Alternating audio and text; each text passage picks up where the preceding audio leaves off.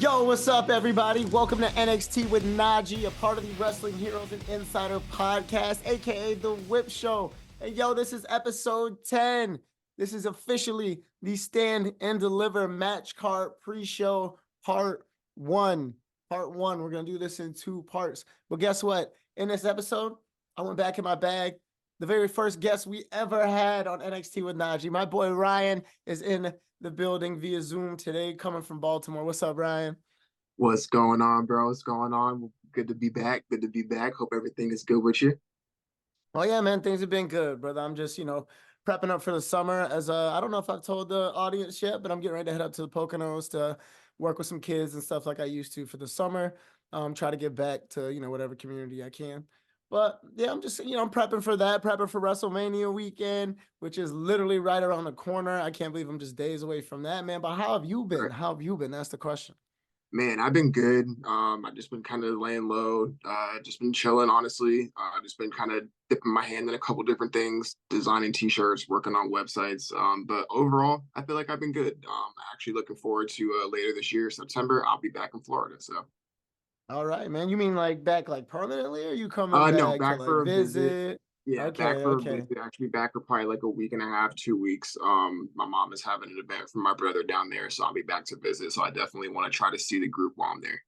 Oh yeah, for sure, man. We're gonna have to make it a big spectacle. That's my birthday month too, brother. So we can have Hey, some fun with that as well. let's go. But so I'm excited because we're at our WrestleMania essentially. We're Stand and Yep. Deliver now. And I've decided to pick 3 of the matches that are on the card so far. And the 3 matches we're gonna talk about today are for the North American Championship, Dijak versus Briggs versus Obafemi. Now, we'll get to the details of that match, and I'll have some questions for you and some comments also about it too. But my second match that I chose is Lyra versus Roxanne Perez.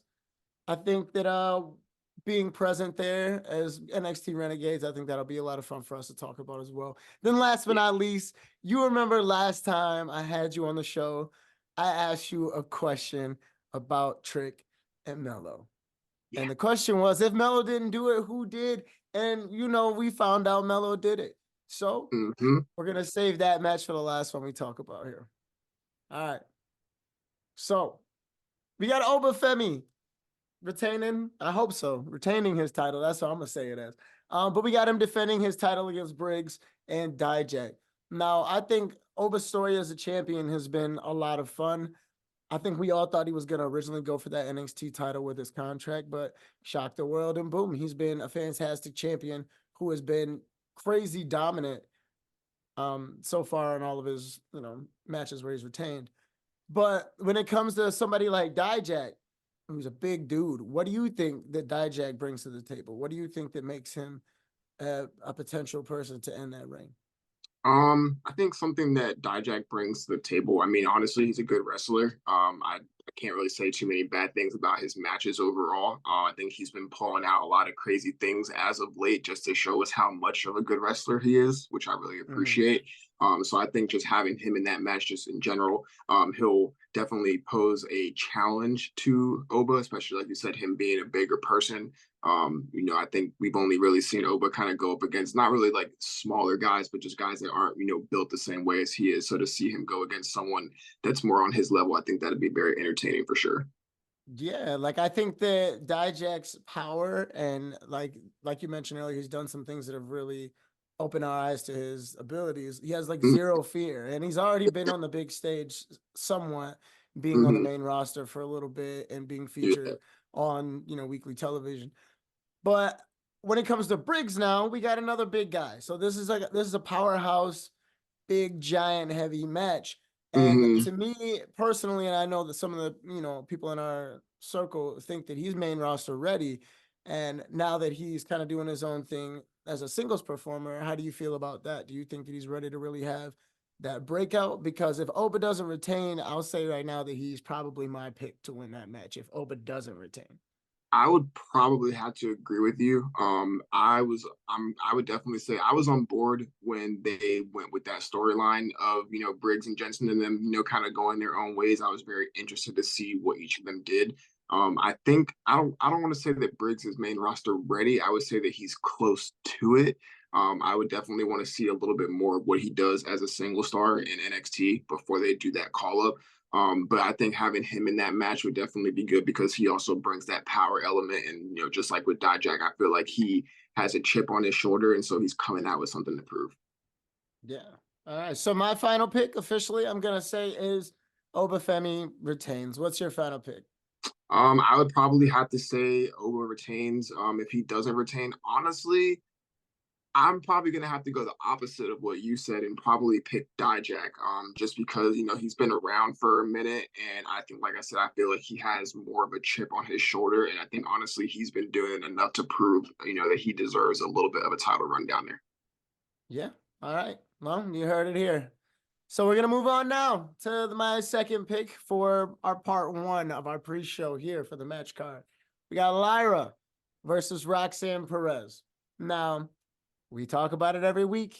Roxanne's aggression has been awesome. I like Roxanne heel. Some people don't like it. But I think that her controlling that aggression in that match will be the key to her walking away with that title.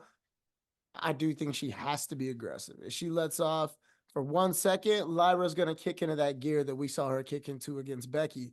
So make sure y'all ain't sleeping on Lyra because Lyra does have it in her. I know we don't see her do it that much, but Lyra's got it in her, y'all. So, Right, she so can how go do the you feel distance. about that? Um, so that match I'm very interested in for a couple reasons. One, because I think the main point is that Roxanne never lost her title. So she has that she, that's her main fighting, cause that she never lost her title. As far as her being a heel, I don't want to, I wouldn't say that I like it or dislike it. I'm definitely like indifferent because I feel like they it feel like it was kind of forced, in my opinion. I feel like it was kind of like the stereotypical thing of like, where were you guys when I wasn't here? Even though I feel like people Yeah. were, still cheering for her when she was out and stuff like that. And she has a credible reason for wanting to go after that title. And like I said, she never lost it. But I agree with what you said. You gotta, you gotta keep an eye out for Lyra because if she takes that foot off that gas just one bit, Lyra will kick into that gear, and Roxanne might not be able to recover. Um, I would like to see Roxanne win. I think it would help solidify her turn. I feel like if she turns and doesn't, get anything out of it, it kind of defeats the purpose. Yeah, and I agree with you on that one. I've been saying this for a while, and I think I say it every week almost.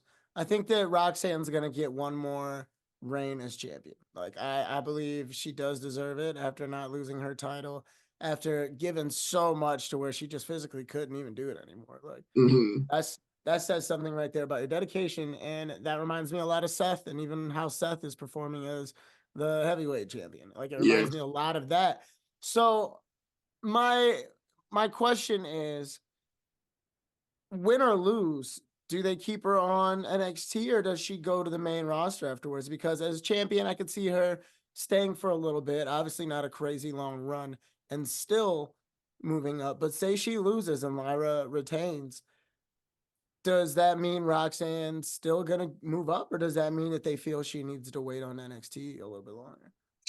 Man, that's a good one.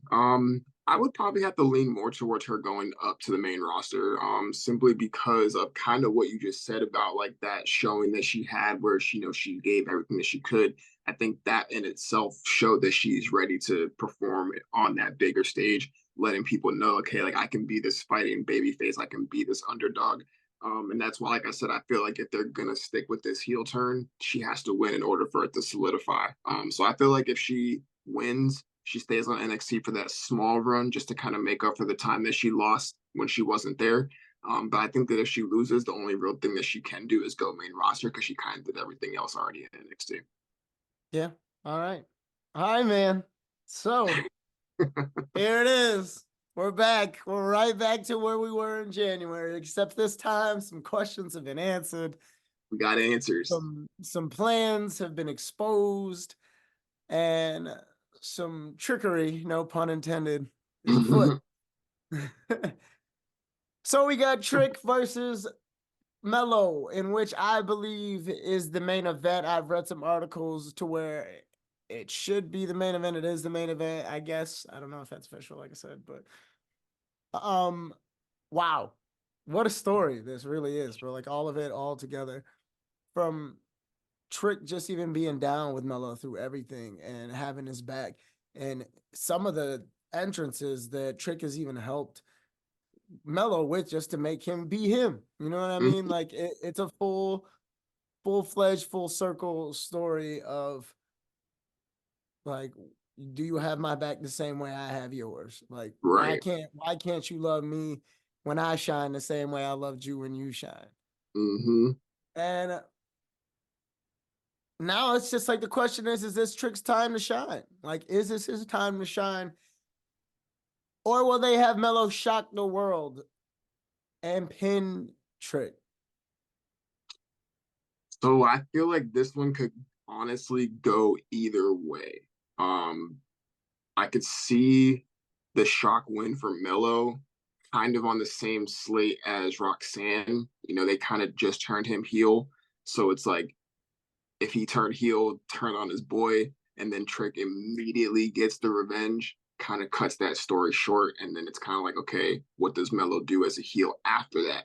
Whereas if he wins that match, then you know he can continue having his head blown up. It allows Trick to continue being that fighting babyface that we love to see him as, Mm-hmm. knowing that eventually his time is going to come. I think that his time is now. I think that they just need to give Melo that first like real win over him. Like, yeah, nah, like to kind of rub it in Trick's face, almost like, yeah, not like you're not ready for it. And then Yeah. that way Trick can come back one more time, then prove to him like, nah, I am ready for it. Because in my head, the way that I've always kind of seen it is that Melo turns heel, he wiggles his way back into a title picture, and then Trick is the one that takes it off of him. That's my way of Yeah. seeing the story end. And that's the way I wish it kind of would have went down at Roadblock. Like I was hoping that like Melo would take on Ilya and Mm-hmm. Melo would win the title off Ilya so that we could get Trick versus Melo for the title at Stand and Right, because Deliver. then that would be like the perfect return. You know, I like how Tony did Yeah. it. I like how Tony did it, but it's like if Ilya loses and then Trick comes out, like yeah, I'm your next challenger. Like So now here it is though, because I read a rumor last week that the main roster wants Trick.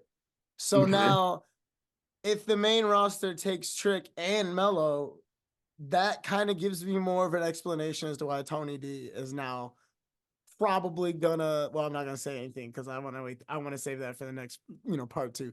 But yeah, I think nah, that's nah. why Tony I D's see in the what you're saying. position that he's in. I think that's why Tony D's in the position he's in and not Trick or Melo. Because Hmm. I think they're both going. Like if you watch SmackDown, they're yelling whoop that Trick for Yeah, almost every every situation. They segment, want yeah. him. And And they've already had Melo come up to SmackDown for a couple matches. Like I feel like that was kind of like testing the waters to see how he would do up there. And obviously we knew he would do good.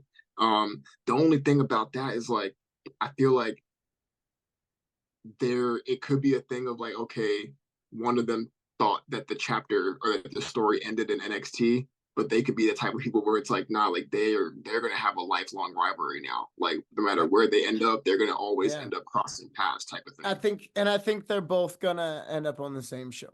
My Of guess course, is my of course. guess is they end up on Monday Night Raw because we got Braun and Tiffany on On SmackDown, and that seems like the best place for them. They can be themselves, be unscripted, unedited once it switches to Netflix. But yeah. now back to the match.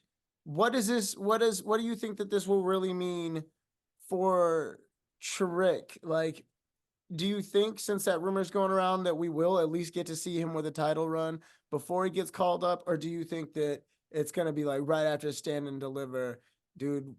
You got battlegrounds and you're ours type thing. Hmm. I so for me, I mean, I want to see him hold that title. But I don't want it to be a thing of him winning and then him relinquish it because he's getting called up. Mm-hmm. Um, but at the same time, like he has so much star power where it's like I feel like if you don't let him, like if he doesn't win that match, then you can't send him back to NXT because then at that point, like he's too big for that arena. You know Yeah. what I'm saying? Like Oh, he has to at that point he has to be on a main roster. ooh, hear me out. Hear me out. Hear me out. Say say Melo tries to cheat, right? Which he's a heel, so I wouldn't be surprised. And what if we get a returning Wes and he helps Trick get the W?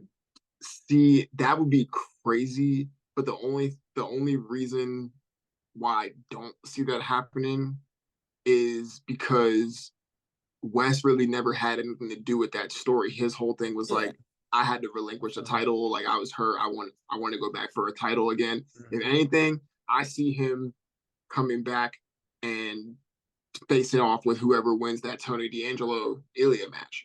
Yeah, don't because know. I mean, we forget. got to get that. We got to get that from West too at some point. Yeah, But I because think I forget how Trick long will he's get been the out, but belt. I think it's time for him to come back, bro. Yeah, I think Trick will get the belt before West will, and then maybe that's when West makes his comeback and challenges him like face to face on a like, yo, I respect you, you respect me. Thank you for finally taking care of the Melo problem. Right. But that goes into the last part. So I feel like this is an easy question. Who is your pick? Trick Williams or Carmelo Hayes? My pick is definitely going to be Trick. Like I said, I think his time is now. I mean, I feel like even if he loses, I think it's still a win for him in a way, depending on how you look at it. Because, like I said, I think he just has so much star power. You can't really go wrong with a win or a loss. But I think he's gonna win. That's just my pick. Yep, and you heard it here too. Trick Williams, my guy, my friend. You got our support, man. We hope you pull it off. We know you're gonna pull it off. We know you're We're gonna be pull it off. watching. And if something else happens, my brother, oh my God, the world will be shocked. But yo, thank you so much, Ryan, for coming on the show with me for part 1. We will be right back with you with part 2 as soon as we get the whole entire card situated, my friend. Thank you so much. I want to say thank you for everybody who's been listening. Thanking everybody who's been really patient with me getting some of these episodes out. There's been a lot of things going on in life and just trying to get ready for probably the biggest weekend of our team's life in Philadelphia coming up in a couple days. So one more time, this is NXT with Najee, episode 10. It's been real. Wrestling Heroes and Insiders podcast, aka the Whip Show. Peep the new logo, y'all. It's kind of dope. It's over there. It should be up there in that corner. All right, y'all. It's been real. Ryan, one more time. Let everybody know your social medias, how they can find you. Y'all can catch me at _legendary on Instagram. And then my photography Instagram is Ireland.visuals. All right, y'all. It's been real. Remember, your peace, your pace. We out of here. Peace. See you.